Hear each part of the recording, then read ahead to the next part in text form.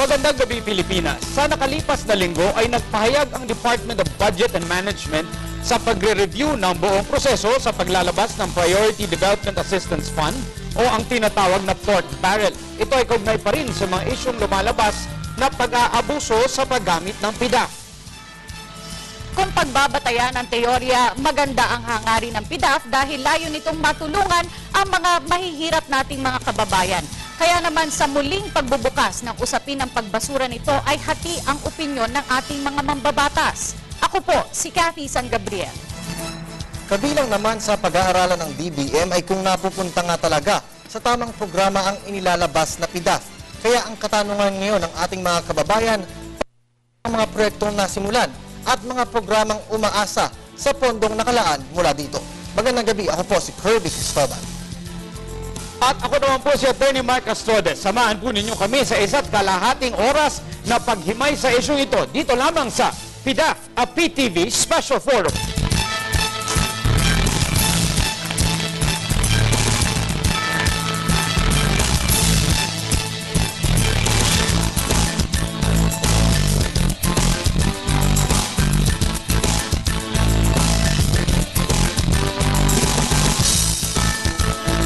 Sa gitna ng kontrobersiya tungkol sa mga anomalya ng paggamit ng Priority Development Assistance Fund o mas kilala bilang pork barrel, inumpisahan na ng Department of Budget and Management ang pagrerepaso sa sistemang ito alinsunod sa utos ng Pangulo.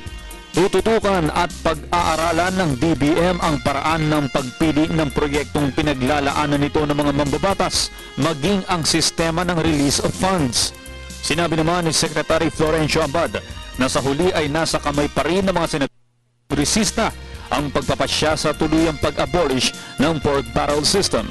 Ang pork barrel ay ang pondong inilalaan sa mga miyembro ng Senado at Kongreso para sa mga programa at proyektong kinakailangan ng isang probinsya, bayan o lungsod, ngunit hindi kayang tustusan ng local government units. Ano nga ba ang nararapat na solusyon sa isyong ito? Nakatutulong ba o nagiging sanhi lamang ito ng malawakang korupsyon sa ating pamahalaan? Napapanahon na ba upang ibasura ang sistemang ito? Muli, sama-sama nating himayin at talakayin ang mainit na issue dito sa PDAF, a PTV Special Forum.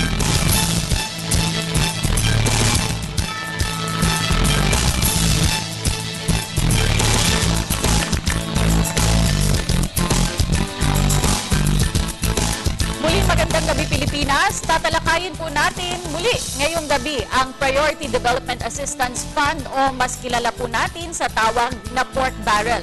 Kasama rin dyan ang issue ng pagrepaso o pagre-review ngayon ng Department of Budget and Management sa labas ng PDAF. Pero sinasabi din, Cathy, ng DBM na nasa mambabatas pa rin ang pagpapasya. Meron tayong long-term na pag-aaral dito, meron din tayong short-term na siyempre mekanismo para hindi ito maabuso. Kaya ano ang tatahaking landas nitong ating administrasyon para maayos itong sistemang ito ay napaka-interesante. At ngayon nga pong gabi, tatalakayin din natin ang iba pang mga panibagong development. Right. No? Last week, na-discuss na po natin yan. Ngunit may mga bago na naman pong issue ang lumabas. Yan po, tatalakayin natin ngayong gabi. Kaya ipakilala na natin ang ating mga panauhin.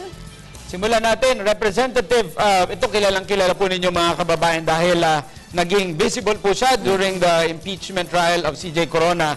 Representative from the 5th District of Iloilo, Representative Neil Tupas Jr. Magandang gabi sa inyo lahat. Magandang gabi. Attorney Mark and Cathy. Ito, nakasama rin natin sa impeachment. Isa po siya sa lagi naming nai-interview rin, Congressman Reynaldo Umali ng ikalawang distrito ng Oriental, Mindoro. Good evening, Cathy, Attorney Mark, and to all televiewers and to all of the guests inside this show. At hinihingan po siya, itong susunod nating guest, kanya opinion sa maraming issue ng panlipunan. Mula po siya sa UP-NCPAG, Dr. Edna Co. Magandang gabi po sa ating lahat at magandang gabi buong Pilipinas. Ito naman, kasama po siya, o siya po ang Secretary General ng LTOP o Liga ng Transportasyon at Operator sa Pilipinas, Ginoong Joseph Abeleda. Magandang gabi po sa inyong lahat at lahat po ng mga nanonood po sa atin. Ito si Joseph, naging consultant natin to nung bus issue, ano? Pero ngayon, mapakagaling, pati PDAF pala ay kanyang expertise din. Susunod po, mula sa Student Council Alliance of the Philippines, Florante Galura. Magandang gabi po sa inyong lahat. Maalala na ating mga kababayan kasi pinag-usapan na natin ito last week. Marami po sa ating mga guests last week were saying na dapat ibasura na. Humabol si Professor Popoy at nagsabi naman ng kabilang banda. Mukhang ngayong gabi kaya posisyon at syempre para palalimin pang lalo hihinga natin ang kanilang mga opinion. Pero para Mark, dun sa mga hindi nakapanood last week, ipa-define muna muli natin. Okay. Ano nga ba itong PDAF at bakit po meron nito ang mga kongresista? Tanong nga natin si Dr. Edna Ko. Actually, ang Priority Development Assistance Fund or PDAF ay hindi naman ito ang basic budget na pumupunta para sa lahat ng tao kasi ang PDAF ay ang pondo na galing mula sa decision at discretion ng ating legislators na kung saan ito ay naglalayo na pandagdag or suplementa lamang dun sa mga pangangailangan ng ating mga kababayan na ang kung saan ang basic budget ay nanggagaling sa national government at saka sa local government. Okay. Gusto ko itanong kay Congressman Tupas kasi napapag-usapan nito sa media kung gaano kalaki yung PDAF at gaano kaliit yung sinasahod ng mga kongresista. Para matanong po, maliwanag ating mga taong bayan. Congressman Tupas, ano po ba talaga yung natatanggap ng isang congressman na sahod? Yung kanyang development funds? At ito pong PDAF, paano po ito nagfa-factor in doon sa budget ng isang congressman? Attorney Mark, alam mo yung PDAF na yan, taon-taon yan eh. 40 million hard yan project. Okay. So yung 40 million na yan, isang taon, talagang pwede lang yung infrastructure, mga bridges, roads. Tapos mayroong 30 million yan na soft. Ano ibig sabihin ng soft? Yung soft naman, pwede mong ilagay, for example, may livelihood programs, merong scholarship, medical assistance. So medyo may leeway ka dun sa soft compared mo sa hard. So ang total ng PDAF na isang kongresista po ay 70 million a year. Aside from PDAF, Congressman Tupas, meron pa bang ibang project funds o iba pang discretionary funds ang isang kongresista? At yung aking tanong ng una, magkano po ang sinusweldo po ng isang kongresista? Alam mo yung sweldo? Tinatanong ko yung aking dito, matalik na kaibigan, si Congressman Ray Umali. Sabi ko, magkano ang sweldo natin? Kasi sa asawa ko na pupunta. Hindi ako nakakahawak. At ang sabi naman ni Congressman Ray Umali, parang 90,000 ata a month. Okay. So may mga bawas-bawas pa yan ng mga withholding taxes. Ang nakukuha ng isang kongresista, 60,000 ang net. Okay. And kaya nga may issue ngayon, Mark, tungkol dito sa PDAF, ay naabuso ito. Tanungin po natin kay Congressman Umali, ano po ba yung mga safeguards para sa current system, no, na para hindi po maabuso yung PDAF? Nung first, ako, second term pa lang ako, no? First term ko was in 2010. And when I came in nung 2010, merong menu na pagpipilian, like yung sinasabi ni Congressman Junjun, na yung medical assistance or yung books o kaya livelihood, in fact, yung mga school feeding, etc. No? Yan yung menu na binigay sa amin. And from what I know, medyo hinigpitan na ito dahil na nung mga nakaraang panahon at administrasyon, I was still not congressman at that time, maluwag na maluwag ito, no? Kanya, ewan ko, I may be wrong, but I think the issues confronting the pork barrel, yung PDAF, I think was part of history, no? Yung nakita at mga kontrobersyang PDAF, I think happened way back. So ibig sabihin, Congressman, naniniwala kayong wala nang problema ang PDAF ngayon? Sa 15th Congress po, nung Hindi nakaraan. ko sinasabi yan. Ang sinasabi ko lang ay yun yung napapag-usapan ngayon at yung aking inabutan ay sa tingin ko malaki ng pagkakaiba at pagbabago dun sa nakaraang sistema ng pork barrel. Okay, Kati, gusto natin tanungin muna yung ating Student Council Alliance dahil marami ng diskusyon ito. Talagang umaapoy yung internet dahil isyong ito. Ano ang posisyon ng inyong organisasyon, Florante? Para sa amin, matagal na namin pinaglalaban yung pagtanggal o yung pag-abolish ng PDAF dahil nakikita namin dito, ito mismo yung root cause ng corruption eh. Minsan nakikita natin, ngayon kung makaririnig natin sa mga issue, puro pointing of fingers na lamang. Halimbawa, ginawa na ng staff namin yan o na-distribute na namin sa mga agency ng executive department. Pero hindi man lang natin narinig ngayon yung acceptance na merong ganitong mga nangyayari. O maaaring nakikita natin may mga ghost NGOs na mga napupunta ng pera o ng PDAF o mga microfinance institutions. Pero hindi ba natin nakikita kung nasan mismo yung root cause nito? Dapat i-address natin yun by abolishing the Priority Development Assistance Fund. So, for abolition of PDAF, itong si Florante, si Ginoong Joseph Abeleda naman, ano po ang posisyon ninyo patungkol sa isyong ito? Para sa akin, personally, at yung iba naman namin mga kasamahan, umaayon din sa amin na sa bawat isang sektor din kasi nagkakaroon ng tinatawag na pag-generalize lang eh. Kahit sa kapulisan, politicians, kahit sa isang opisina, when you say na may isang nagkamali, ang ugali natin, we tend to generalize lagi. Ang aking pinopoint out lang dito is, kung may mga nangyari man na hindi maganda sa ibang mga paggamit ng PDAP, hindi natin po pwedeng basta na lang sabihin na lahat gano'n na. Ibig sabihin, kung may gumagawa rin ng tama sa proseso, kung maiha-highlight naman natin yung magandang ginagawa, plus kung paano nila na-distribute yung pondo, hard and soft, siguro mas malilinawan yung ating mga kababayan na ito naman pala pwedeng magawang tama. So doon ako sa itama lang yung magkaroon lang ng transparency. Yun lang. Base sa mga lumalabas na impormasyon sa media, sa internet, Kathy, mukhang nagsimula daw yung malakihang korupsyon dito ay mga 2003. Pero gusto ko tanungin kay Dean Edna, matagal na po itong PDAF eh. Talagang since the time of the Americans, nandito na po itong PDAF.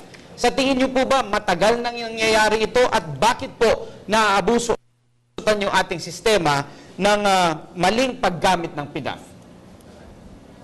Yung binabanggit kanina na ang PDAF ay nagiging source ng corruption. Marami kasing entry points ang corruption. Hindi lang naman PDAF ang pwedeng sabihin na pinakakos o pinanggagalingan ng corruption. Pero ang attitude natin dyan, at least sa akademiko, ang tingin natin ay kung may problema dito, kailangang i-correct o kailangang magkaroon ng corrective measures kung paano ayusin yung isang particular mechanism. No? Ang PDAF ay matagal na, subalit again from the point of view of the academics, gusto kasing makita ng ating mga kababayan, siguro magandang pag-aralan even from the academic point of view at i-share sa ating mga kababayan yung aspeto na gaano ka-useful at ka-beneficial ang PDAF sa ating mga kababayan, lalo na yung mga nasa ibaba, nasa distrito. At gaano rin hindi nagagamit ang PDAF. Palagay ko, isa itong magandang hamon sa atin na tingnan natin kung ano ang usage nito. At maaari din sigurong tukuyin kung nasan ba ang problema sa PDAF. But it is not easy to pass a quick judgment na ito ay ibasura dahil may problema. Kasi sa totoo lang, Attorney Mark, ang dami sa ating governance, marami naman tayong problema eh. But again, ang attitude ko dyan ay tignan natin kung ano ang corrective measures na dapat gawin upang sa ganon, lahat ng mekanismo ay makatulong sa ating mga kababayan. Corrective measures at mekanismo, yun din ang sabi ni Joseph tsaka ni Dr. Ko.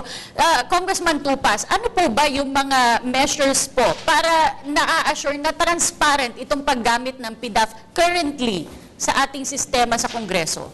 Sa Kongreso ngayon, merong menu nga na nabanggit ni Congressman Ray Umali na doon lang talaga pwede ang PDAF mo. Like for example, yung hard na yon na sinabi ko kayo ng 40 million, kung sa roads lang yon, roads lang, kung sa building lang, at hindi kami nakikialam doon sa pagpapatayo ng mga Department of Public Works and Highways yun eh. Ang 30 million naman ng soft naman, pwede mo idaan sa LGU, pwede mo idaan sa ibang ahensya ng gobyerno, at hindi naman yung pupunta yung pera sa kamay ng congressman. Alam mo, Cathy and Attorney Mark, siguro lagay natin sa tamang perspektibo ito. Kasi ang akala ng iba, pag congressman ka, batas lang. Diba? Pero pag bumalik ka tinignan mo yung history ng Kongreso, tatlo yung function ng congressman. Mayroong sovereign function yan. Yung impeachment, nakita natin yan, yung sovereign. Directly power ng tao. Yung pangalawa, yung legislation, kaya mababatas. Pangatlo, may constituency kami. At yung mga may pangangailangan ng constituency na hindi rin nakikita ng mga executive departments kasi hindi naman yun pupunta araw-araw sa mga tao eh. Pupunta kami, binoboto kami, kung hindi namin ginagawa tama ang aming trabaho, hindi kami iboboto or i-re-elect na aming mga constituents. Kaya merong tinatawag na PDAF. Ngayon, lahat naman ng pera, di ba, subject naman to corruption. Lahat yon susceptible to corruption. Ang talaga is transparent eh. Ang PDAF, saan ba napupunta ito? Kahit higpitan pa ng DBM yan. Diba? Depende rin sa kongresista talaga eh. Nangyayari po ba, Congressman Tupas, na yung PDAF na napili niyong proyekto ay nare-reject po? Nare-reject, yes. Nangyayari po yes. Marami yon simula nung 2010. Meron pa akong 2000, Attorney Mark, kasi nung dati, puro approve eh. Nung wala pa doon sila congressman eh. Pero nung tuwid na daan, ni Presidente Noynoy Aquino, na-disapprove yung iba. So, ako naman, ang akin lang naman, like for example ako, yung PDAF ko, alam ng lahat ng tao kung saan napupunta. Let's say yung 65 million ko, napupunta siya sa 26,800 na high school scholars at 5,000 na college scholars. Kung detalyehin natin yung PDAF mo maya-maya lamang. May question ako dun sa hard and soft kasi baka mahaba yung listahan eh. Balik ko muna natin kay Kirby. Kasama Kirby. Maraming salamat sa iyo, Attorney Mark at Cathy. At para makisa syempre sa mga talakay natin ngayong gabi, makakasama natin ang mga estudyante mula naman sa University of Makati at University of Caloocan City. Attorney Mark, si Mary Grace Levetsky mula sa University of Makati. Good evening po. Ang tanong ko pa para po sa mga congressman natin, paano niyo po sinasala yung mga grupo o organisasyon na tutulungan ninyo gamit ang PDAF? Good question. Congressman Umali. Kasi Paano issue yan sinasala? Opo. Hindi, kilala naman namin, constituents namin ito. So, like for example, one of my projects is supplemental milk feeding. Mga elementary school children, mga daycare children. May koordinasyon kami sa LGUs at saka sa yung mga local officials, no, o yung sa mga daycare workers and or mga principals na aming doon namin kino-coordinate yung aming programa para to make sure na mapunta talaga sa bata. Like last year, no, yung last year I allocated some funds for school feeding. I think about 1,079 school children were fed. Paano kayo pumipili? Kayo o nag-aantay kayo ng rekomendasyon o request mula sa field? Hindi. We are more proactive. So, may need. Nakita namin na may problema na malnutrition sa isang barangay. So, we coordinate with the local barangay officials and school officials concerned para ma-address namin yon. So,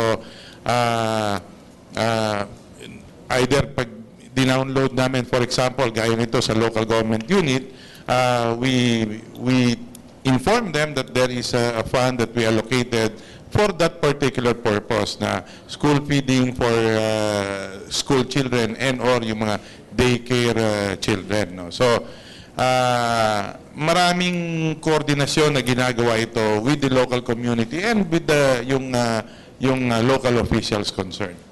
Alright, maraming salamat po sa inyo, Congressman Umali. Samantala, meron pang isang katanungan, Atty. Mayat Kat, galing naman kay Mara Camille Nanyes ng University of Caloocan City.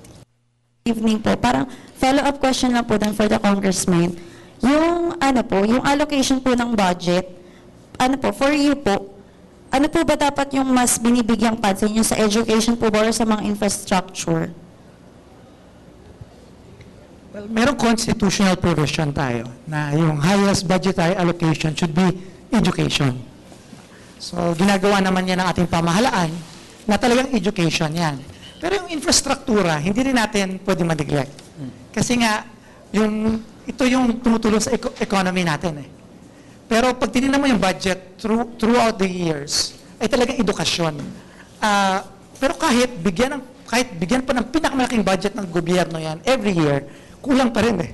Kaya yung PDAF, very, very important siya.